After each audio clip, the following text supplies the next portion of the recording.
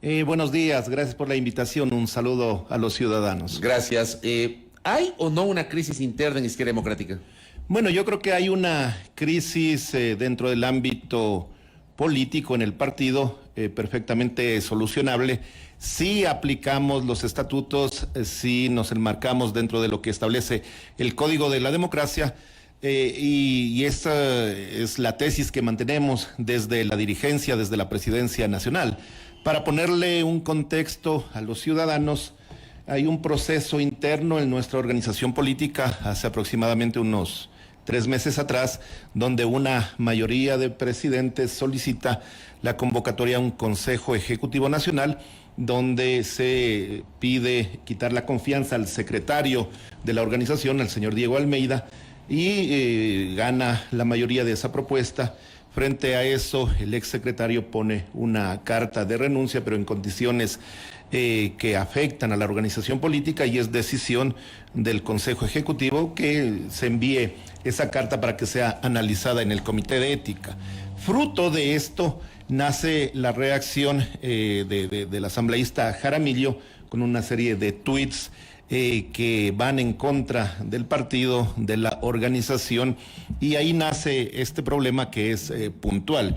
Un problema que tiene que ser ventilado en el Comité de Ética, que de acuerdo a los estatutos del partido es independiente, nadie tiene injerencia en ese comité, y quienes se ven afectados por sus decisiones pueden apelar o pueden llevar el tema al contencioso electoral ya a nivel nacional. Ese es el proceso normal y regular que se sigue. Pero sí surge otro tema, porque un grupo de presidentes no solicitan ya esta vez, sino que se autoconvocan en la ciudad de Guayaquil el pasado sábado para analizar la línea política del partido. ¿Han rechazado esta inacción como la han calificado y esta falta de direccionamiento político por su parte? Sí, eso es lo que manifiestan, pero el elemento fundamental de esta convocatoria es la intención de la mayoría de presidentes de prorrogarse en sus funciones. Según nuestros estatutos, un presidente provincial dura 2 años en sus funciones. Por lo menos 20 de las 24 provincias y las 3 circunscripciones del exterior han cumplido ya su tiempo. Debe llamarse a elecciones, y en las elecciones democráticamente elegirse las nuevas autoridades. Ese es el elemento central. ¿Qué es lo que han pedido en esa reunión, que es ilegal porque no ha cumplido con el debido proceso? Han solicitado... establecen que le quitan el apoyo a la presidenta del Consejo Electoral. Para que la ciudadanía conozca, reestructuramos el Consejo Electoral, y este mismo Consejo Ejecutivo hace pocas semanas, de manera unánime, calificó a los nuevos miembros del Consejo Electoral. ¿Cuál era el objetivo? Poner gente ya con trayectoria de años de experiencia, que dé la garantía que el proceso interno se iba a llevar de una manera adecuada, y ahora sorpresivamente quitan el apoyo y dicen que, bueno, la pretensión es que se detengan las elecciones. Yo les he dicho a los compañeros presidentes, porque tienen esa pretensión, entonces me han dicho, no nos oponemos a que haya elecciones, pero que haya después de elegir a los candidatos. Entonces yo les he hecho reflexionar, miren, yo llegué al partido para impulsar a la organización política, y es mi responsabilidad hacer cumplir la ley y hacer cumplir el estatuto de la organización. Podrán todos ponerse de acuerdo y decir que nos prorroguemos, pero eso no es legal, eso no es ético. Y tengo yo a diario cartas de dirigentes, de militancia, de todas las provincias del país, solicitando que se den las elecciones porque las directivas están prorrogadas. Ese es el meollo del asunto. Entonces, 2 elementos. Primero, el tema del señor Jaramillo, que es un proceso uno es esclavo de lo que dice, esclavo de su lengua. Él tendrá que dar cuenta al Consejo de Ética de lo que dijo, comprobarlo. Bueno, ese es un proceso en el que yo no me inmiscuyo. Y otro es esta pretensión de la dirigencia, de la gran mayoría de dirigencia provincial, de prorrogarse en las funciones. ¿Cómo se dilucida esto? Finalmente tendrá el contencioso electoral que definir si es correcto prorrogarse en funciones o si lo correcto es llamar a elecciones y renovar las directivas. Lo que ha ido al Tribunal Contencioso Electoral es la situación interna del partido. No, todavía.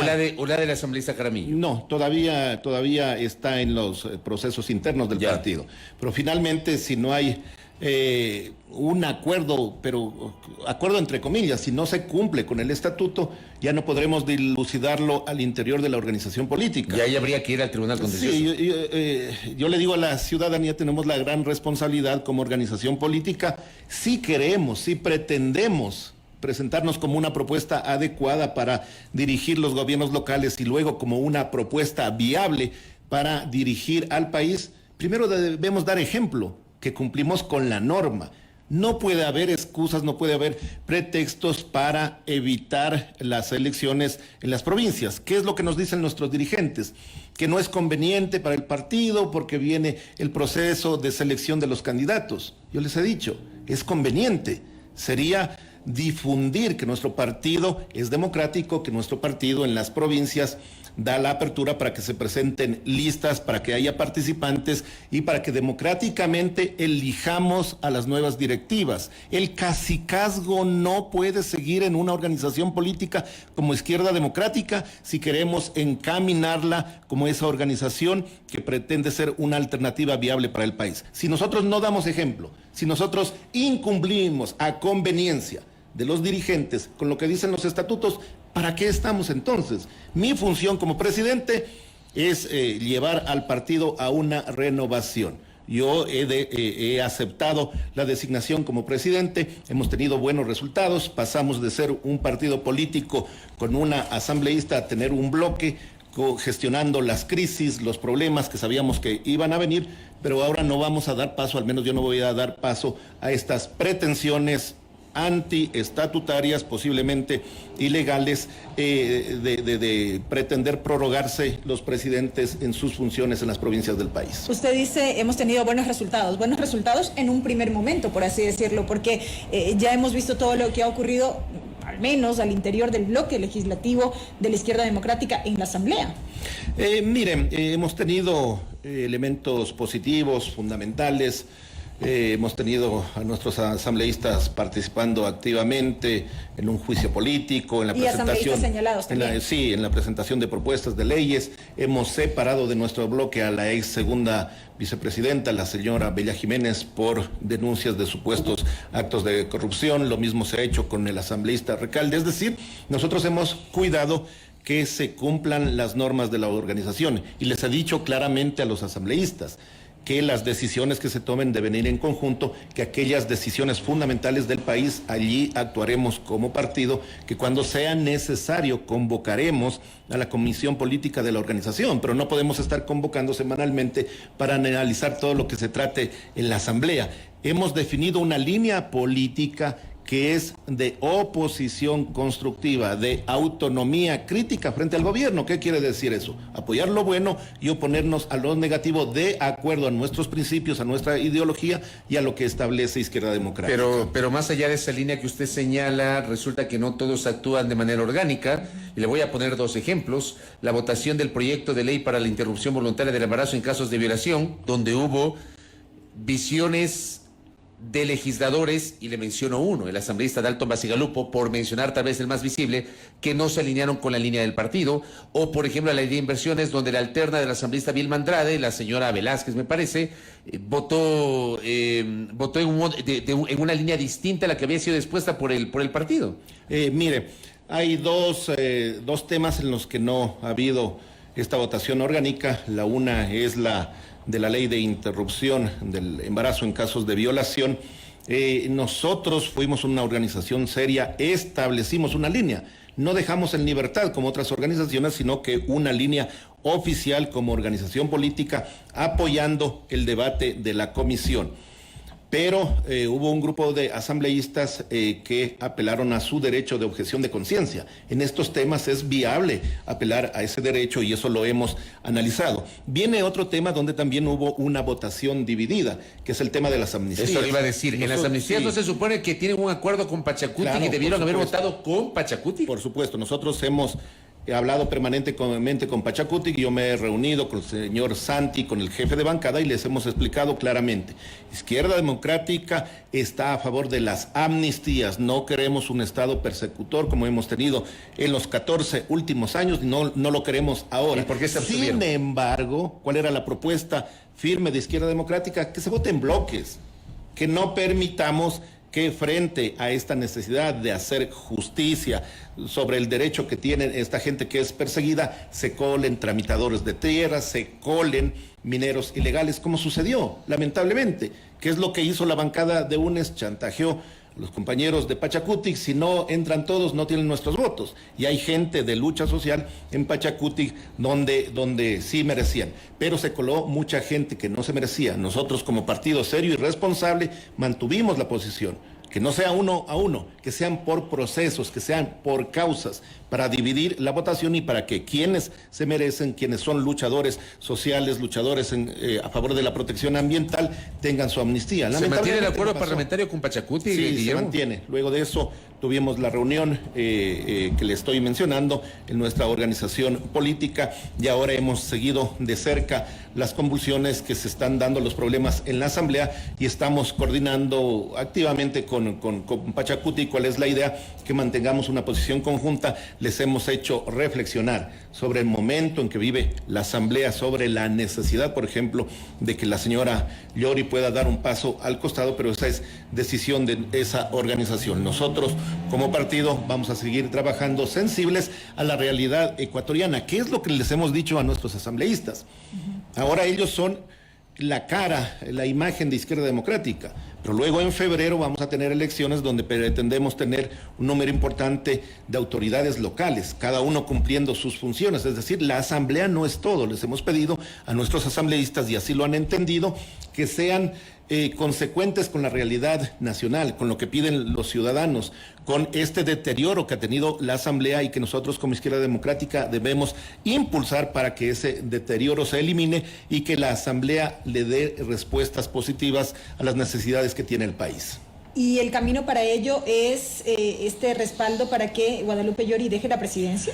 Mire, yo creo que en un sistema democrático las funciones del Estado deben proceder de acuerdo a sus competencias. Para eso se establecen los pesos y contrapesos entre el Ejecutivo, entre el Legislativo. El Legislativo debe tener la capacidad de hacer control político autónomamente a los funcionarios del gobierno. ¿Por qué no hacerlo? ¿Por qué esta especie de cooptación desde el Ejecutivo hacia la presidenta de la Asamblea Nacional? Yo creo que la Asamblea debe impulsar un proceso de independencia frente al Ejecutivo, de no hacer una oposición a rajatabla y de dar respuestas al país. No puede renunciar la Asamblea a su capacidad de control político, pero también debe impulsar acciones para su capacidad legisladora. Hemos escuchado cosas tremendas que no las podemos afirmar, pero en los medios de comunicación, que se han entregado, que se han entregado dádivas, que se han entregado cargos, que en cierta provincia se tienen jefes políticos. Aquí mismo en esta radio hace unos momentos escuché esas denuncias. Creo que así no se pueden manejar las funciones del Estado. Debemos ser y parecer. La transparencia y la autonomía entre la función legislativa y la ejecutiva es lo que le hace falta a este país. A ver, pero ahí también yo le pregunto a usted, porque usted me dice que la Izquierda Democrática tiene una oposición constructiva frente al gobierno del presidente Lasso, pero María Sara Gijón es la directora del CERCOV y fue compañera de fórmula de Javier Hervas en la última elección. Entiendo que la alterna de la asambleísta Vilma Andrade, la señora Velázquez, trabaja en el CERCOV, es decir, es funcionaria del gobierno. No hay un impedimento legal para que el alterno pueda ejercer un cargo público. Eso no está en discusión, más allá de que alguna gente no lo sabía, pero entiendo que eso no está en discusión. Le menciono estos dos ejemplos. O sea, lo de Andrés Vallejo, un dirigente histórico de la ID, que es embajador de Ecuador en Madrid. ¿Cómo se entiende eso, Guillermo? Mire, nuestros estatutos establecen que la organización política debe dar permiso, y así, eso es lo que establecen los estatutos, a miembros de la organización que vayan a ejercer un cargo con rango ministerial. Esa fue la situación de María Sara Gijón. Ella decidió por cuenta propia aceptar esa nominación. La señora Velázquez no es afiliada a la organización política. Ella es alterna de Eitel Zambrano, el asambleísta nacional que llegó por Izquierda Democrática y que hoy él y su alterna han tomado postura del gobierno. Yo le he preguntado a través de mensajes, porque no estaba en el país, a la asambleísta Vilma Andrade, por ejemplo, qué pasa con su alterno, si su alterno está en una posición en el CERCOP. Ahora vamos a ver cuando Vilma no pueda actuar y tenga que delegarle a su alterno. Creemos que allí las votaciones van a volver a ser orgánicas como se establece. Y yo creo que hemos hecho un gran esfuerzo por demostrarle a la ciudadanía que no somos cogobierno, que estos hechos personales de aceptar una función no comprometen al partido. Es decir, nosotros no tenemos cargos en provincias, cargos en ministerios como organización política, y eso debe quedarle claro al país. Con todo lo que ha ocurrido al interior del partido, ¿cómo se proyectan de aquí hasta las seccionales? Y me refiero a lo ocurrido como bloque legislativo en cuanto a la dirección nacional y estas fricciones internas. ¿Cómo se proyectan de cara a las próximas elecciones? Le añadiría algo más, perdón, Belkis y Guillermo.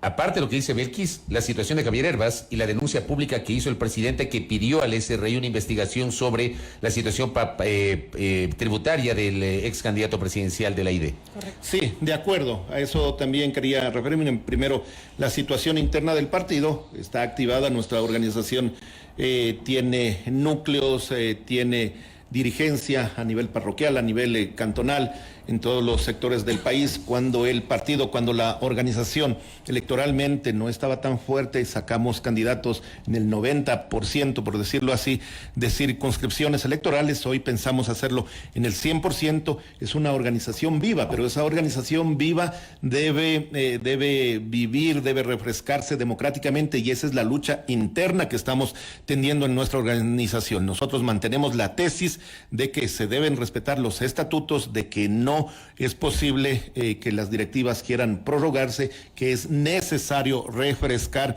que aquellas directivas que hayan hecho un buen trabajo serán reelegidas por su militancia, y aquellas que hayan cumplido ya sus 2 periodos estatutarios deben dar la posibilidad para que nueva gente integre Izquierda Democrática. Si no, ¿cómo hacemos renovación de un partido? En el caso puntual de Javier Hervas, nosotros tuvimos reuniones para analizar esta ley de inversiones. Hicimos pública la postura de Izquierda Democrática, entregamos recomendaciones que no fueron tomadas en cuenta, y luego, cuando ya se anunció la votación del partido, viene este hecho público del señor Lazo, primero indicando que Javier Hervas supuestamente le ha pedido algún favor a cambio de los votos de Izquierda Democrática. Esto ha sido rechazado, esto tiene que comprobarlo el presidente de la República. Y por otro lado, prácticamente como se hacía antes en las sabatinas, ahora nos ha ahorrado el bostezo de las 4 horas de sabatina, sino que en un día miércoles ordena al SRI, casi con palabras textuales, vayan con todo hacia Javier Hervas. ¿Qué es lo que está haciendo Javier Hervas? Nos ha comentado, él tiene todo en orden, todo en línea, y tendrá que presentar los justificativos a las preguntas que haga el Servicio de Rentas Internas. Esto se mediatizó de tal manera, entendemos nosotros, como una estrategia política frente a una posibilidad que tenía el gobierno de ir a muerte cruzada, de dejar debilitado a uno de sus contendores más fuertes. Pero a la interna de la ID no se pensó en abrir una investigación sobre la situación tributaria de Javier Hervas. Mire, el estatuto del partido establece las faltas, la gravedad de las faltas. Este tema tiene que dilucidarlo con los especialistas. Imagínese usted a un consejo de ética de un partido analizando balances, analizando cuentas. Eso no le compete, eso no es competencia nuestra. Por eso nosotros dejamos a las instituciones de control, a las instituciones especializadas como es el Servicio de Rentas Internas, para que Javier pueda demostrar allí la legalidad de sus empresas, de sus pagos. Esto es un tema personal de Javier frente a esta denuncia, frente a esta disposición del presidente que vaya al SRI con todo, pero él tiene que demostrar su inocencia en ese ámbito. Ahora bien, usted mencionaba el tema de Bella Jiménez, mencionaba el tema de Egner Recalde. ¿Puede haber equivalencias con la situación de Alejandro Jaramillo? Le pregunto, porque son cosas totalmente distintas, ¿no? En el caso de Bella Jiménez y de Egner Recalde hubo denuncias de casos de corrupción, pero no es el caso de Alejandro Jaramillo. Claro, sí. Hay incumplimientos, a nuestro modo de ver, que deben ser analizados por el Comité de Ética. El Comité de Ética debe actuar, analizar, tomará su resolución. ¿Usted tiene injerencia en el Comité de Ética? No, el Comité de Ética es independiente. Nosotros tenemos injerencia como Consejo Ejecutivo en nombrarlo, luego este nombramiento fue de la Convención Nacional y ellos tienen independencia, ellos pueden denunciar cualquier posibilidad de injerencia sobre las decisiones que se tomen. ¿La denuncia contra Jaramillo la presentó usted o usted la impulsó de alguna manera? No la he presentado. ¿Usted está de acuerdo con la expulsión de Jaramillo? Yo pretendo no meterme en esos temas, en esas decisiones, no he revisado el proceso. Creo que el debido proceso en este caso debe ser fundamental para que quien acusa, quien defiende al partido y quien supuestamente ofendió al partido puedan defenderse en debido proceso, en libertad de acción, y luego cuando ya haya una sentencia en firme, nosotros como organización política nos pronunciaremos. Si yo hoy hago un pronunciamiento a favor o en contra, puedo estar incidiendo en la decisión que tomen los consejos respectivos. Un oyente me escribe y me dice, Guillermo, si un tuit es objeto de expulsión, pero no una denuncia del presidente de la República sobre supuestos incumplimientos tributarios. Bueno, el señor presidente de la República tiene que comprobar primero lo que denunció, que se le ha pedido favores. Y eso hay que demostrar, porque eso es jugar contra la honra de las personas. Y lo segundo, lo he explicado claramente, hay una institución que debe revisar las cuentas personales de las empresas y Javier lo ha asumido eso con total independencia de la organización política. Un tuit, depende que diga el tuit, depende a quién afecte, a quién ofenda, depende... A ver, por eso yo decía, nosotros somos esclavos de lo que hablemos. Yo escuché en medios de comunicación decir que voy a renunciar, que me voy a ir de esa organización, que voy a formar un nuevo bloque. Cuando ya reflexionamos con cabeza fría, vemos lo que hemos dicho, vemos la afectación que hemos hecho al partido, habrá consecuencias, pero con un debido proceso. Yo tengo la obligación de garantizar que el debido proceso se dé al interior de nuestra organización política y cuando haya ya una sentencia en firme, nosotros como organización política nos pronunciaremos oficialmente. Seguirle haciendo daño al partido por un tema personal que debe ventilarse de acuerdo a los estatutos, creo que no está bien. Y solamente para añadirle, porque el martes, a propósito de lo que acaba de mencionar, yo le hice la misma pregunta a Alejandro Jaramillo.